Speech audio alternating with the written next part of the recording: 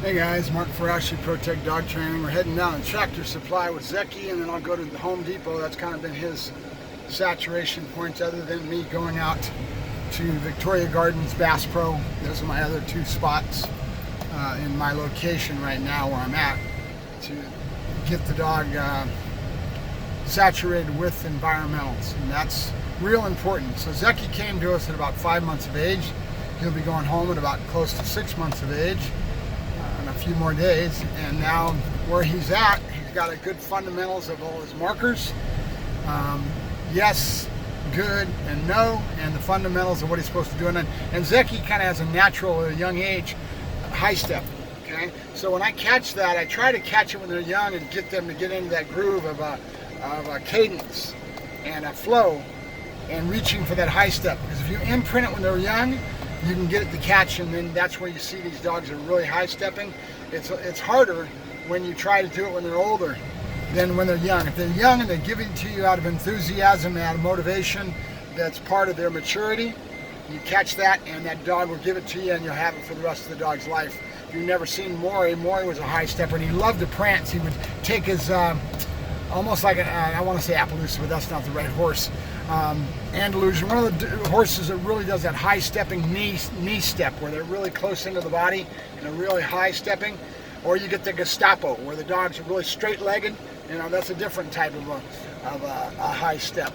And there's different body postures to them. Every dog's going to be a little different, and every trainer is going to be a little different on what he's trying to accent and the look that he wants, right? And you get that caught in there, and you can imprint it. So Zecky's doing a pretty good job. I don't know if any of this is going to stick. And we were out doing our protection class on Wednesday nights. We're doing some bite work sessions and obedience we've got going on Wednesday nights. We've got Alex Chaverin with 5-Star coming over to help us out.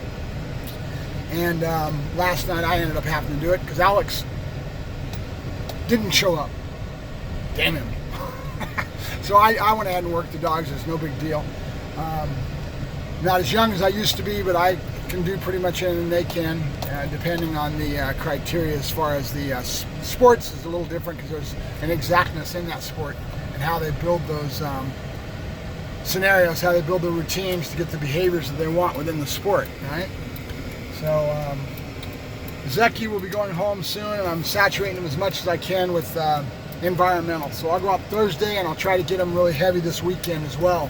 Go down to Victoria Gardens, go down to Bass Pro, and we're working, when we go out there a lot, we're working on his downstays, getting him to chill out. And with Home Depot, it's the wood piles, so he's learning to climb on those wood piles.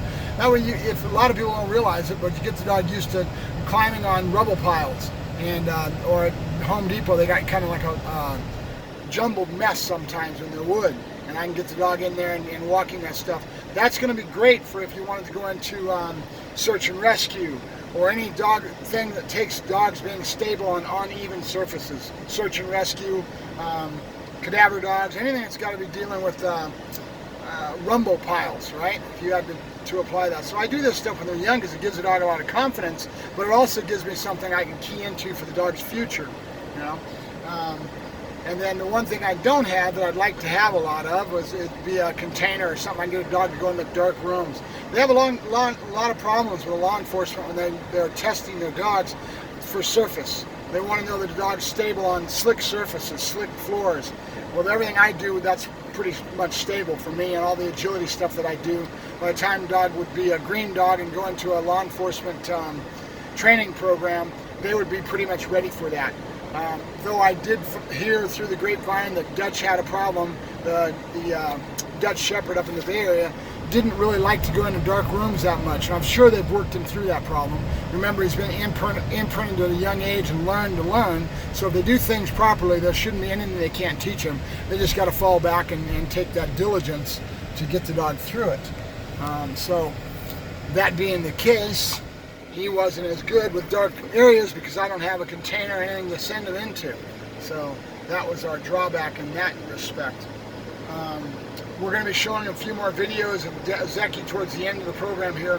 I had somebody ask me a question, trying to reach out to me, and he asked me, what do I do in my training? Well, a lot of it's customization, but I train companion dogs. I train executive protection dogs. That means it's somewhat almost a companion dog. It's a dog you can take any place with you. He's friendly and he's easygoing, but at the same time, he's been trained to do the job of taking a man down. So that's what we call executive protection. And when you get a dog from me, like Maury, he can be customized anywhere you want to go. If they wanted to customize that dog and get him out for a military program and get him on helicopters and all that, he'd probably do pretty damn good with it, you know. And it's just because of all the stuff I put him through, all right?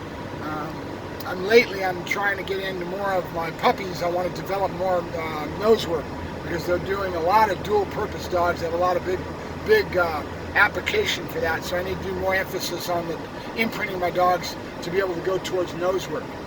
I don't like taking a dog and actually imprinting them with an odor when they're young like that, because I know that whoever gets him is going to imprint him whatever odor that he wants to train him on. So if I get him going on drugs or I get him going on bomb, the dog is kind of stuck in that rut, and then it takes work to get him wherever they want to go. So it's better just to imprint the dog to use his nose. A lot of hunt drive stuff, a lot of things that get the dog to go find the ball and play a game in that regards, so that at least he understands he's supposed to be looking for something, and then they can take that foundation and do something with it, right? So the question that came at me is, what do I do in my training programs? Well, again, it's a lot of customization, but I have a lot of baseboard towards the dog's head, where his head's and his confidence level, who he is and his stature, how he carries himself, and just a broad overall strength that I want to give the dog in that foundational period. That's basically what Zecky's been through with his training program this time. Again, as I told them when they come in the door, and I tell all my customers, that first stage I never really worry about the heel, sit down, stay as much. Has Zecky learned that? Sure, he heels on my side. I've got him high prancing. He sits when I stop. He understands sit, stay. He does it down from my side, down from out in front. And I really don't worry about the come and the finish all that much, because that's more of a competitive type of a behavior if you didn't realize it, okay? So this is, I've got to have my dog come to me. Well, it's not as applicable as what I do. What I do is what's called a conditioned heel. So I have the dog out in a free hunt. He's out doing his own thing. I say the dog's name and I say heel, and I go the other way, and the dog is expected to hit my side.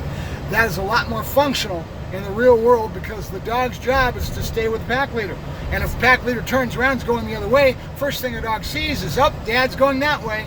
I need to follow. I need to stay with the pack, right? That is my come. The dog is supposed to hit my side and regroup on me and stay with the pack, which is me. I'm the pack leader, right?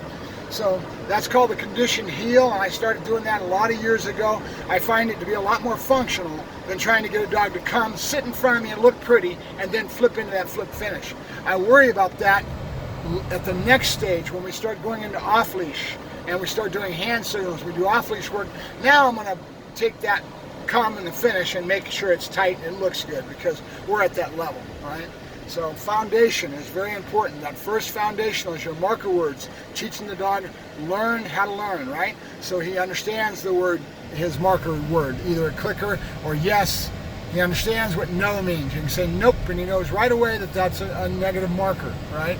And also good, which is a duration marker. I make sure the dog understands that. We have a good behavior going into the table, the explosion release. There's reasons that's there that's going to be important for the life of the dog as far as his training program.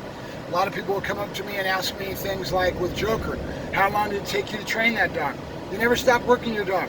You're always doing something else. There's something else I can think of to try to improve, to make him better, or he gets sloppy and I don't work him for a little while. I need to refresh and regroup and fall back and get that stuff tight again. So you never stop working your animal, okay? It's a lifelong endeavor, right? So, and it generally, to turn out my product that I conceive as my product, which is an executive protection dog, when I'm done, it's about 2.5 years of age. And you would be coming back to me again and again as the dog matures and develops in your relationship with him as far as the team, you and that animal. Like Zecky is a great example. Zecky came to me at 5 months of age. He'll go back with the owners. I will work with the owner, get them up to speed, get that teamwork to be at a certain level. If they give me what they need to keep that dog's training up and to go to that next level, when I sense it with the maturity of the animal that's coming and their relationship with their dog, we get through that to the next level, he'll be coming back in for another month period of time. And each time you come back in, you're paying me for that month. My time is what you're paying me for, right? And I work the dog anywhere from 2 to 3 times a day, depending. Right now in weather, it's usually about twice a day, right?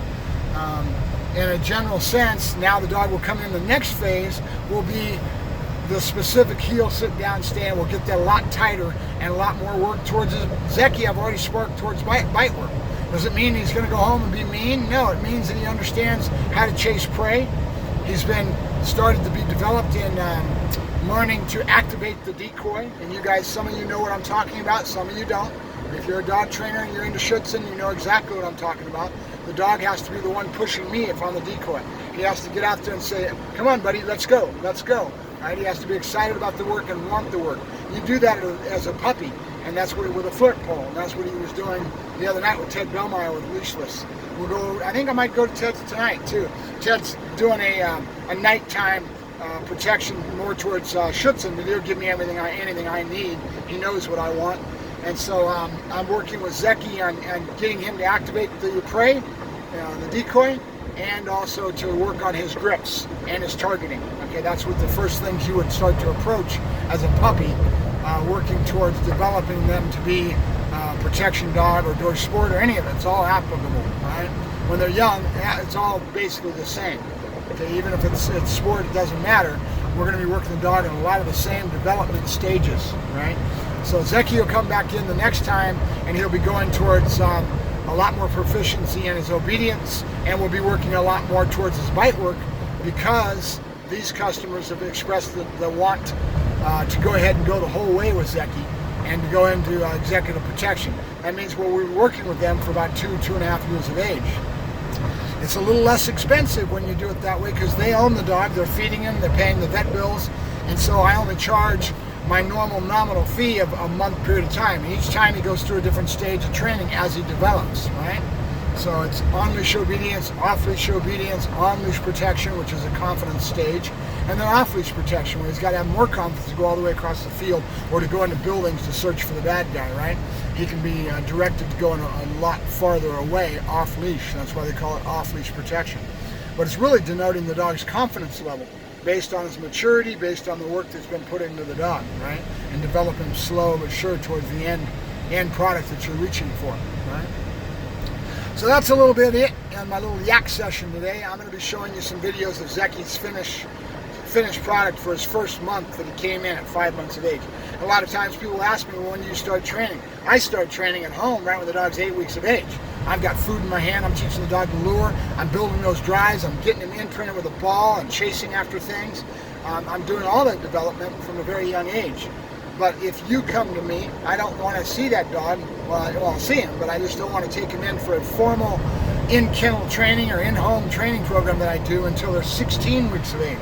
That assures me that the dog has all the shots that he needs to be safe in our environment, because we have other dogs, right? So we have to have a shot record. 16 weeks of age is about a good time to do that. It doesn't mean that you don't do anything with a dog until then. You should be doing the dog's environmental, luring, and teaching him his markers. Okay, so if I saw him and you were doing that, I would already have a leg up. We could go faster and go towards other things that he would already been developed. It would be easier for me to get my program going, and I'm going to give him whatever he needs. If he doesn't need something, why even mess with it, right?